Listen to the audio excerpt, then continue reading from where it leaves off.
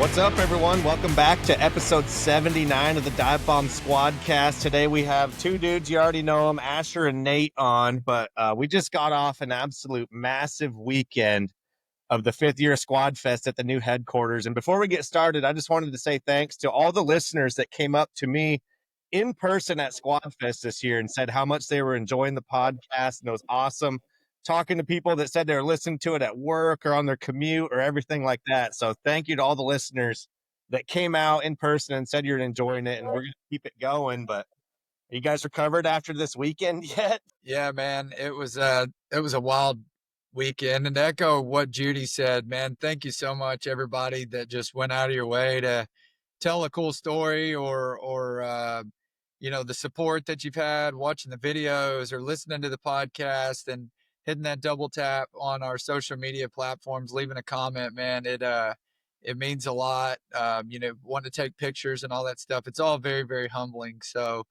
thank you all so much to everybody that came out. It was an amazing weekend, and we're not going to be forgetting for any time soon. Dude, no kidding. It was absolutely crazy. Like, we could hardly walk like 10 feet without, talking to somebody. But that's what we're there for, is like to just actually hang out and see people in person. Like, somebody might think they're bugging us by stopping us or something, but it's actually the absolute opposite at an event like that, because that is exactly what we're there for.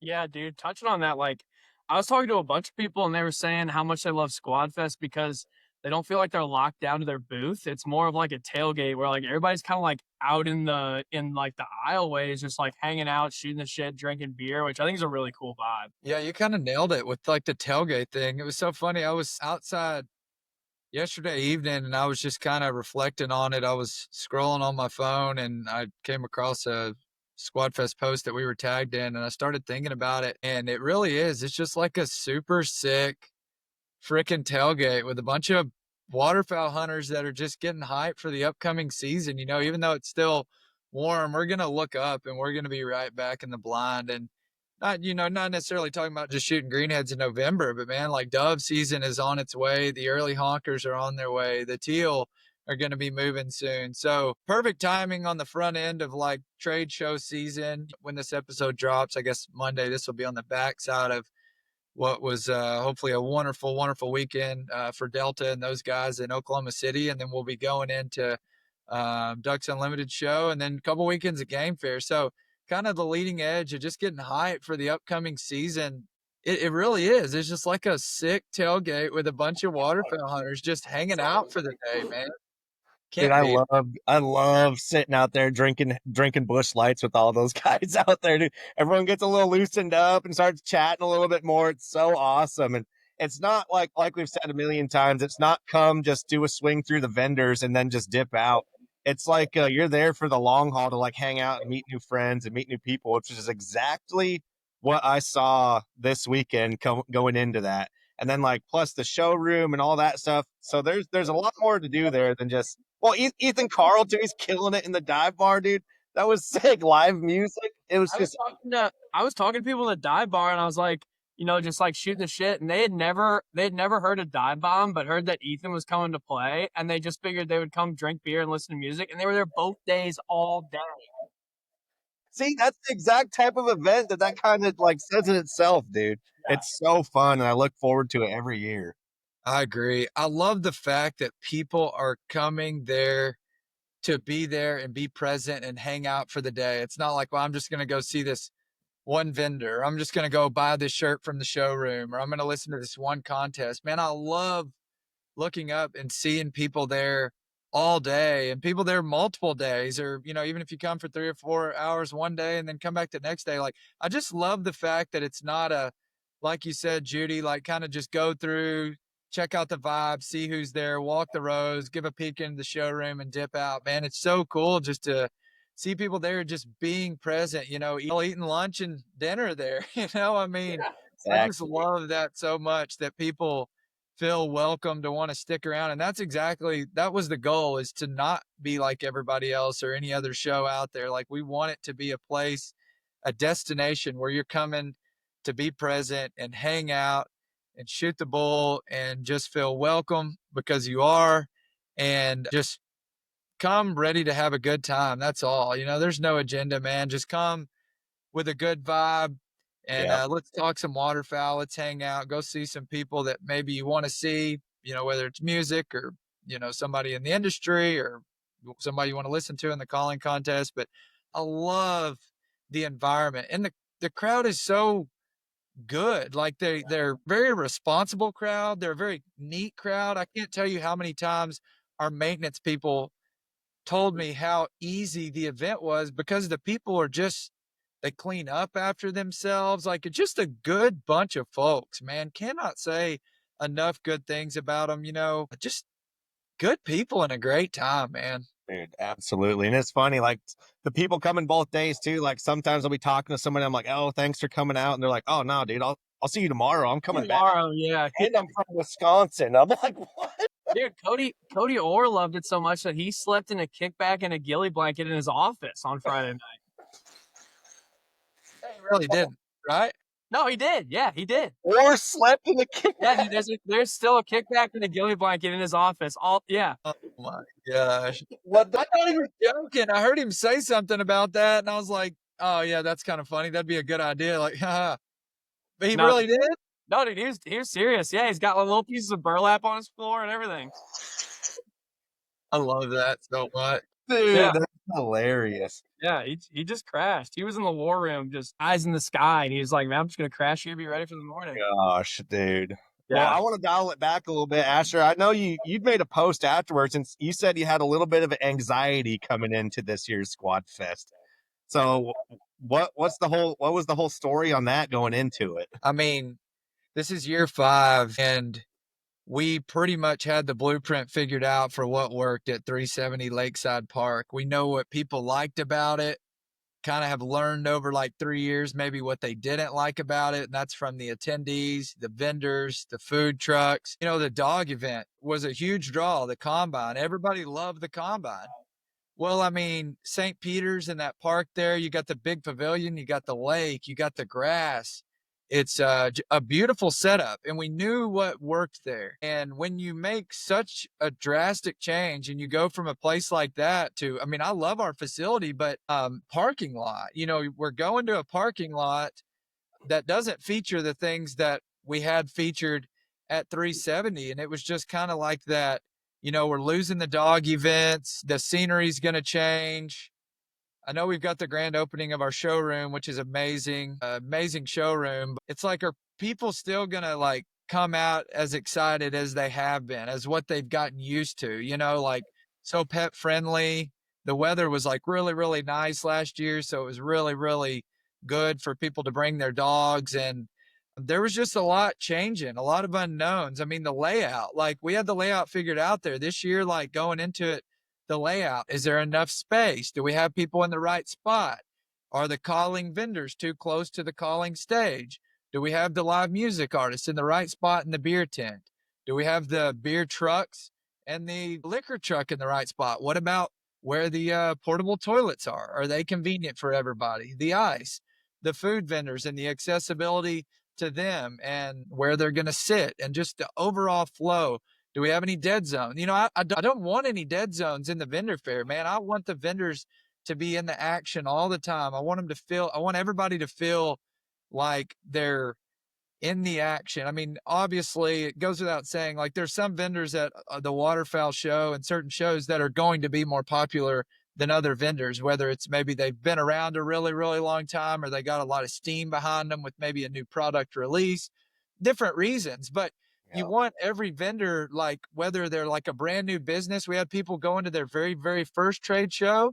Yep. And you got guys like Grounds and Foils that's been going to trade shows for whatever, 30 plus years. And so you just want to make sure that everybody has a good experience, man. I want the callers, the contest callers, like we had it figured out there. What's the sound going to be like there in that stage? What about the judges back there running scores? From the bullpen to the stage, just, man, there's a lot of change and unknowns that was very, very worried about. I actually woke up with a couple of dreams like leading up to it that we were just going to have all this built out and there was going to be all this anticipation and we're going to be so excited. And then just like you just opened it and there was just nobody there. And then just nobody shows up. And everybody's just like standing around. And Dude, just be waking up in the cold sweats. yeah, so yeah, I had a lot of anxiety and worry about it. And, I've tried to pray about it some and like, hey, like everything's going to be okay. But like, man, until the gates actually open and you see that everything's going to be okay, it's hard to just be okay. So, I mean, yeah, there's your answer, man. It's basically summed up. It was a massive change from what everybody had gotten used to. And I felt confident that the dive bomb squad was going to show up, but still, until they actually do show up, You had to see it in person there was first. a lot of worry. And now I've got more confidence. I've got more excitement than I've ever had, not only going into the season. I've got this like massively, and I don't want to get too long here, but this like massively renewed like drive and energy to want to just like get after it, man. Like the amount of people and like kids that came up, that parents that brought them out from so far and saying like our content meant something to them, or like maybe even like they learned something new and they're scrolling and showing me pictures in their phone of like how we helped make their hunting experience better. Like, if that doesn't like light a fire in you to want to like just bust through a brick wall and like do better than you ever have and like do the show better than we ever have, like that's where I'm at right now. And I think I love it. Like it's great. Ashur, I think the layout, I mean, I know we all had anxiety over the layout, just like you said, coming from 370 to basically the parking lot of the showroom. Dude, like it definitely wasn't any like smaller in terms of vendors and like things to do and beer and food and all that stuff, but it felt more intimate. It felt like I like agree. it was just so close and everything you could do was just a quick walk away, like from one end to the other. I thought it was awesome. I couldn't agree more. I felt like the spacing of it worked out. As nice as 370 was, it was big. It had a big footprint, and it was quite a walk from the far side of the vendor fair to the calling stage. And man, to be able to just hop up real quick and just get where you wanted to go fast, I think that's probably encourages people more to want to just kind of stick around, or hey, I'm going to run over here and get some food. You want something rather than like full blown like journey to go, get some food or whatever, or run to the water tent. So man, I agree. I thought it was amazing. 370 was like a 2-beer walk from the back of the vendor fair all the way to the calling stage. This was just real quick, easy. Yeah. I agree. Couldn't agree more. Yeah. Absolutely, dude. Yeah, like what Ashur was saying, like pretty much in July, the last thing I want to think about is like waterfowl hunting and a duck and a goose.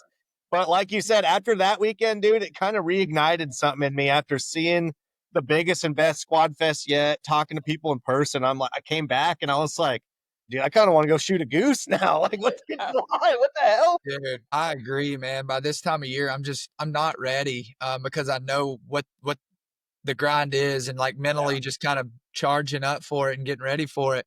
And I'm going to tell you, like that, after that show, I've always been proud to be a part of Dive Bomb and the people that we have as part of this company. But I gave Cody a hug when I was leaving. I was getting ready to go back to Central Arkansas. Yeah. And I gave him a hug. I don't think I've ever been more proud to be a part of something than I was then. Like I was so proud of everything this weekend, like our staff and the way that they handled their business, and the attendees. They were just so fun and responsible and just, Yeah, it's hard. I was just so proud to be a part of it and our community and the people that work for Dive Bomb and the people that support Dive Bomb that came out and the others that were involved to help make the event a success. I was just like just proud. I was just so proud to be a part of it. Very humbling. Yeah, exactly. Same. I was like standing in the showroom at the end, just kind of like looking around. I was like, dude, how did this all happen? Like, how do we get this crazy? But like back to the event, like there was a ton of like Nate was sitting out there giving away like guns and cases of shells and stuff too, dude. Like I love that you just had the stack of shells right in front of the giveaway tent, dude. Like so everyone could just come grab them, dude. That was a Dude, it massive. was like, I mean, if you're gonna win a case of shells, I want you to be able to see it before you enter. Come on Yeah. up. We got what you want, and let's go. I mean, Exactly. the giveaway was so much fun, and our awesome partners who sponsored SquadFest this year, Winchester and Browning, just did a tremendous job and was able to give us those products to give away to the people who were coming. So that was really cool to kind of meet. I mean, hell, I talked to a couple thousand people that came up there and just wanted to shoot the shit and sign up. It was really cool. Yeah.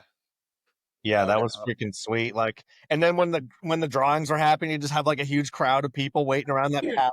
I was getting phone calls from Gabby. I was getting phone calls from Gabby. Like, I had alarms set on my phone for when to do the drawing, and I would get a phone call the minute after, and she's like, "I have an entire swarm of people who won." And it was really quick. Like, I had to draw the name, random number generator, all that. And yeah, I hope that somebody who won was in the crowd. But yeah, it was really cool. Did that ever happen where No. somebody was there? No. Nope, not once. I heard a lot of "oh shit," but I never heard cheering, jumping up and down. Yeah. Yeah. Yeah. Back to what Nate said, the support from Browning and Winchester has been great, and they've both been a pleasure to work for, and I cannot wait to, Winchester, they've got some new ammunition that I'm so fired up to shoot this year. I saw Rafe and told him how much I was falling in love with the Maxis and the little silver 20. And I told him, I said, hey, full transparency, I hadn't shot Browning just a whole lot, man. And I said, I've taken him out a couple times. And I said, dude, I am so excited. I said, it didn't take very long. A couple times out with my son, he shot it. It shouldered well for him. And I told him, I said, I'm not just telling you that I'm truly falling in love with these guns, and I cannot wait until this fall. Yeah, dude, you keep flexing that OG Maxis on your story. And then is it the last call? Is that what the new? Yeah, they have. Yeah, the last call double shot. Yeah. Yep. So pumped to get those through. Hopefully we can, people expect us to shoot really, really good, especially we're out on like those small water hunts. So there's a little pressure there because when the hunt comes together really good, you can kind of screw it up if you don't shoot good. So no pressure there. I've got full confidence in what we're working with this year. We're just absolutely going to knock them dead, man. I'm pumped up. Maybe. Judy, I'll be feeling good. The craziest thing was, I don't know if you guys saw Judy's Snapchat or Instagram. I don't know what it was, but dude lands in St. Louis, middle of July, is wearing hoodie and jeans. I hated that so much. I left in the morning and it was 56 degrees. And then I get to St. Louis. I was like, oh, dude, it can't be that bad. And I get out, like I can feel it in the airplane when I'm getting off. It's 93 degrees and 95% humidity. And I'm in jeans and a hoodie, dude. I was dying. I was like, I got to get this off ASAP. Dude had just straight swamp. I can't dude, I am not built for that stuff. Bro had to hit a re-wipe in the airport bathroom. A little wet wipe between the cheeks. Courtesy wife. Dude, I honestly don't know how dudes can deal with that heat all the time, dude. I wouldn't be able to last because then I fly home and then it's 64 degrees when I get off the airplane, dude. We were lucky with our weather. I mean, it actually wasn't that bad. Friday was humid for sure, but it was definitely not as hot as it could have been. And Saturday with like a couple quick cloudy most of the day. Yeah, it was nice. It really was nice. Yeah, and that little shot of rain kind of sucked for a second, but it actually cooled stuff down for a while, dude. And then had that little overcast going, and it was actually really enjoyable. And then it was like at 5 p.m. right when it ended on Saturdays when the sun came out, and I was like, all right, now I'm getting cooked again. But it really wasn't that bad. I mean, it's hot there today. I'm looking at the weather. It's showing feels like 109. It's so holy damn. So we just missed a nasty heat wave. We dodged a bullet. I know I saw it on Sunday, but we were in like a extreme heat warning till the end of Thursday. So we lucked out. Yeah, no doubt, man. It was a great weekend. What's your favorite part?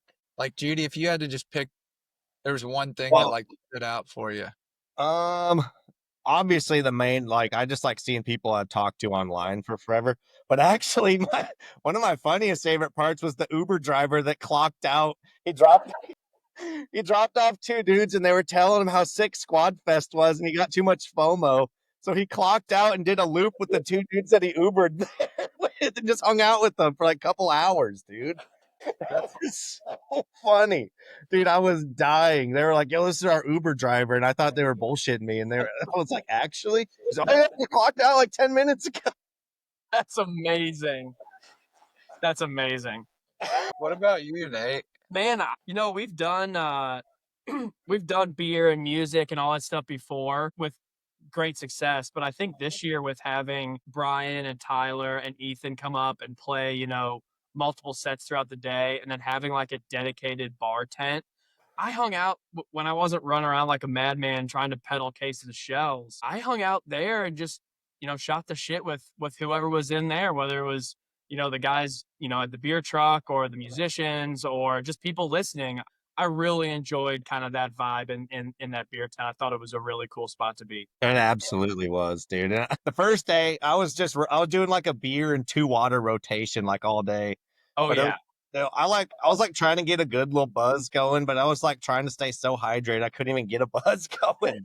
Why don't you tell everybody about when you got a little Dude, when I thought I was gonna have to get taken away in the ambulance for a We're about to have to cart you out of there, dude. I thought I was about to just collapse, dude. I don't know what it was. I was like chilling so fine. And then all of a sudden I'm just in the taco line and it just hits me like a truck, dude. I'm just like looking at the menu like, damn, do I want the quesadilla or the tacos? And all of a sudden I'm just like get dizzy as hell. I'm like, oh, hold up. What is going on? And I feel my knees buckling. I was like, dude, I gotta lock in right. I'm not gonna be the dude that just collapses in the lock. No way you hit the Mr. Krabs, dude, in the taco. It was an actual crab. And then my mouth starts watering. So then I think I'm gonna puke. And I'm like, dude, I cannot puke and then pass out in front of everybody out here, dude. No shot. I'm not doing it. Somebody would have had that on the Snapchat. Just me laying on the ground like, yo, Judy folded, bro. Well, I think Jake actually might have. It was when Jake and Bowie and Colton were on the roof, and Jake said he like zoomed into me like in the taco truck line when I was like walking around there. So I might have to ask. I might have to get that footage. Get that footage. I was like started pacing or something to stay up. Get that footage. And then I went back into the studio and ate some tacos and like fell asleep for like 10 minutes and I woke up, had a monster, and then I was good after. Damn, you hit a mid SquadFest nap session? Barely. I know it wasn't even a nap. I was just like, Jake was like, dude, you look like really bad. And I was like, I don't know what's going on right now. I just gotta like chill for a second. And then after that I locked in and it just got super fun again. Yeah. Oh my gosh, dude. That's hilarious. I was scared for a second though. I was like, hydration was paramount for SquadFest, and we had a great water sponsor. I kept having to tell people like, you guys, these waters are for you to take. Like you don't got to pay us any money or anything. Like, yeah, every cooler. Take as many as you want. And finally, I think Ashur started putting free on top of the cooler, just like trying to get people to take some water. People started taking them. It was getting too hot. We're like, we need to get waters out of here. Yeah, we didn't realize like how many we knew we were going to go through a lot, but man, once you put free on top of those, which we had already advertised that it's free, but people were still asking like, are these free? Can I take one of these? Well, after a little while, I was like, man, we just need to put free on here so everybody knows. And man, once we did that, it was like, hey, we need another pallet of water. Like it was a full-time job, which is fine. A full-time job we're happy to do. I mean, we had people there dedicated for that. That's why we got the waters, is to keep everybody safe and hydrated. But it was a job, keeping the ice and the waters stocked up in all the coolers we had around the event. At one point it got hot and the line was still, fairly long to get in the showroom, just based on all the fire marshal stuff, making sure we run over capacity. But Dan went to the warehouse and found like one of the big shipping carts that was on wheels and filled it full of like 600 waters and ice and was carting it through the line, just divvying out waters as fast as he could. Love that. Dude, I saw Ashur's wife jump into that cart in the very end. She took a little ice dip. She did. She said she had to hop in that thing. said she did a little ice dip. I said, what'd you do? She's like, oh, no, I just bent down and went to my knees. I said, well, we got these white SquadFest t-shirts on. I don't know how that would have worked out if you'd have gone full submersion. SquadFest gone wild. Dude, a little wet. Yeah, she said it was the very end. That's what Matt Kalin was doing, but it was just from pure sweat on his wife. Dude, did you see how bad he was sweating? What about his spray tan, dude? He showed up and he looked like he had been in Mexico for months. I was He like, got a what spray tan? did you do? Oh yeah. Yeah. He was like orange, dude. I said, bro, what have you been doing? And bro, like he had his button down like all the way to his freaking middle of his chest. And dude He was just kept telling me, he's like, I hit the booth. Right, booth. He's so funny. That's such a Kalin move, dude. Yeah, I couldn't believe how much he was sweating. It was like his shirt was immediately see-through, dude. He just didn't even care. It was. But dude, yeah, my favorite part, actually, another of my favorite part is like everyone getting to see the new showroom and like seeing the expansion, and the people who saw the old place compared to the new place, they were just like mind blown, dude. Even I was mind blown. I knew it was big, and then I showed up on Wednesday. And I was like, walked in there and I was like, holy shit, boys. This is like way bigger and better than I ever even imagined it could have been. So that was pretty badass too. Massive round of applause to Kyle's customer service team and the warehouse team, dude. They kept that place stocked so fast. I mean, it was like every 90 seconds more stuff was coming out, and half the time before they could even get on the rack, it was just coming off the rolling cart. Yeah, dude. They did such a phenomenal job. It was awesome to see that beehive just humming. They did do a great job. Yeah, that was really awesome. Because like whenever I went, I never saw a shelf that was like unstocked, and I was in and out of there like all day, both 2 days, and I was like, dang, these guys are killing it. Plug my computer, but the dog stretching out under my desk, his little feet get going next to that thing in the wall, and he'll hit that thing and he'll just shut me out. That's why I don't let Drifter in here, because he's like doesn't know his surrounding. He just KO that camera immediately if I let him in here, dude. So this is kind of an idea I've got, and I don't want anybody to hold me to this, but naturally we did have a lot of people ask about the dog stuff, because it was a major hit at 370, particularly not the entire combo. I mean, the 6-yard dash was fun, the speed swim was fun, but let's be honest, everybody got most hype for the dog jump. That's what everybody's always proud at the dog jump. And man, I really want to. We will explore some sort of pool setup to bring in dog jump, vertical jump. Not sure exactly what it looks like, but I would like to do multiple events, not just like one on Saturday, but I'd like to do maybe a couple on Friday and a couple on Saturday.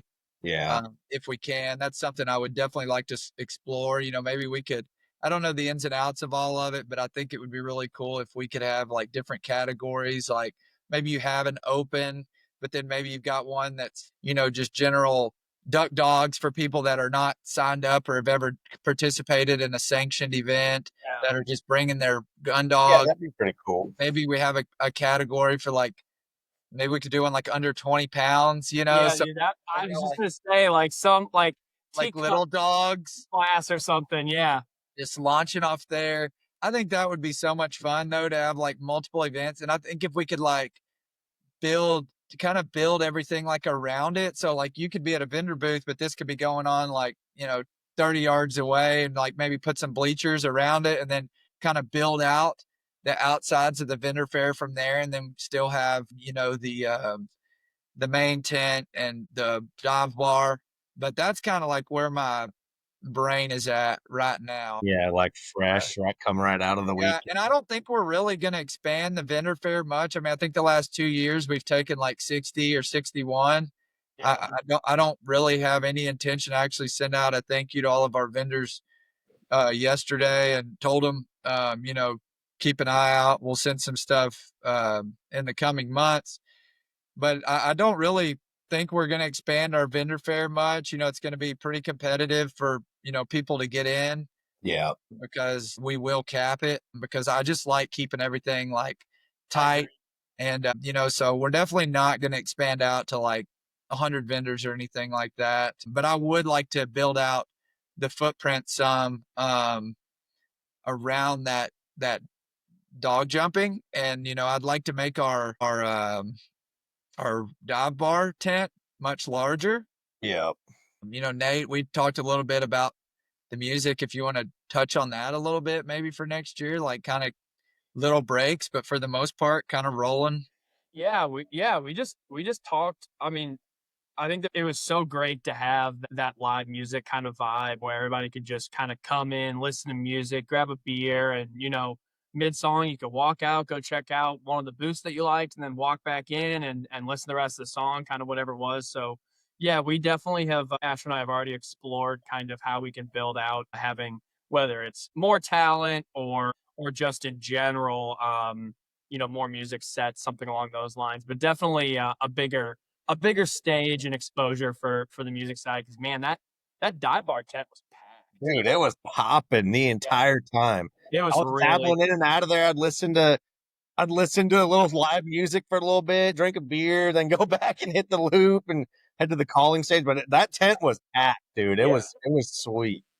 yeah. So doing something a little different next year, just kind of keep that hype, keep that vibe up was is definitely on top of our list for sure. But I agree, Ashur. I think we got to bring back the dogs somehow. And I mean, you Yeah. pulled up. I don't know where all that turf came from, but we could turf around it, put some misters, and they could have a cooling spot, and yeah, it could be really cool. I think we can figure it out. We just, Yeah, you know, definitely figure something planning starts early, Oh yeah.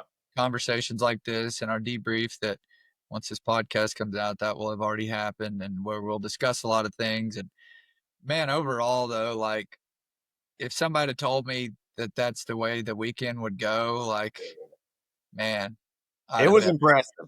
I'll tell you what. So you talked about this on here before, but you remember the first year, the load of people coming off the bus at SquadFest.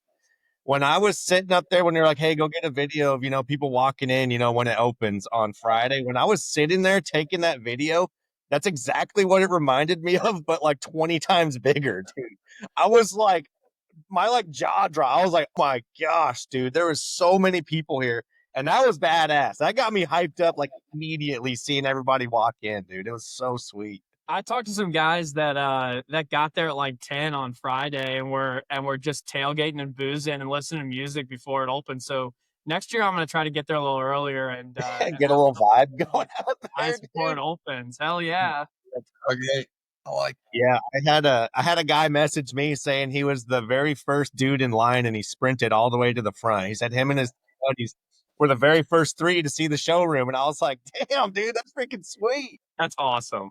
yeah. I mean, I think next year, don't anybody hold me to this, but I mean, we'll talk with the folks at Delta Ducks Unlimited, making sure they're staying on their same weekend. But I think we're going to be looking at July 17th and 18th. I mean, that's what we're looking at. The third weekend in July, I would Yeah. expect Delta to go 24th and 25th, and I would expect Ducks to probably go the 31st and the 1st, followed by Game Fair the next two. So again, things can always change, but I would very much expect the 17th and 18th of July 2026 to be whenever we will be holding SquadFest again. Yeah.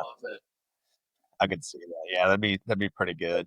Already thinking about it and how we can make it even better. Well, dude, you might as well, when it's fresh in your mind coming off that weekend. You can't just like stuff it to the side and then start thinking about it again. You got to go like I was telling people that all week, and I was like, dude, we're already like planning for next year, like right now. And they're like, This is the most productive time to do those things. I mean, we had a running note going this weekend of everything that happened that we felt like needed to be adjusted or could have been done better, whatever it may be. And then we'll compile all those things. Everybody will compile their thoughts. We will have had the brief by the time this drops, but a very, very in-depth brief of how we can improve the event and make it even better for everyone involved, our employees, the attendees, the vendors, the music artists, the callers, the judges, whoever. We're just going to find ways to keep getting better and better. That's what we do, man. Like our thing is Kaizen. It means continuous improvement. And that is what we do, whether it's SquadFest or hopefully our content. Yep. Relationships, the speed of shipping, everything, customer service. Let's just Keep getting better, baby. Continuous improvement. Don't ever be content with where you're at. Let's find ways, even if it's little ways, just win the little battles. And if you win the little battles consistently, you'll look up and you'll be doing pretty good on the big one. Definitely. Well, I appreciate you guys coming on, man. You guys heard it here. We got SquadFest 2026 coming next year. And if you haven't been and you're listening to us talk about it, you're like, dang, dude, I want to go. You probably should just show up. Because like we said, either be there or hear about it. Because, dude, it's one of the best weekends of the summer. And especially after, dude, I'm still so hyped about it. Like, it was so dang fun. So keep that in your mind, and hopefully it gets people a little bit hyped to go shoot some geese. And thanks for coming on, guys. I really appreciate it. Yeah, appreciate it, Judy. I guess I will see you Ducks Unlimited. Yeah, Ducks. And I'll see you there as well, Nate. Yep. Yeah, so we got, if you guys on the trade show circuit coming up, we have Delta and Oklahoma City coming up, and then Ducks in Memphis, and after that 2 weekends of Game Fair. So we'll have our dive bomb booth there. Come out and see us at all the trade shows. We love when everybody shows up. There's nothing more than we love than talking to people in person at the booth. And yeah, man, I guess dude, this is the time of year I start seeing everybody like once a month again, once or twice a month again. Yes, sir. It'll be good, man. But I appreciate you guys coming on. Awesome. Thanks, Judy. Appreciate it, man. We'll talk to you soon.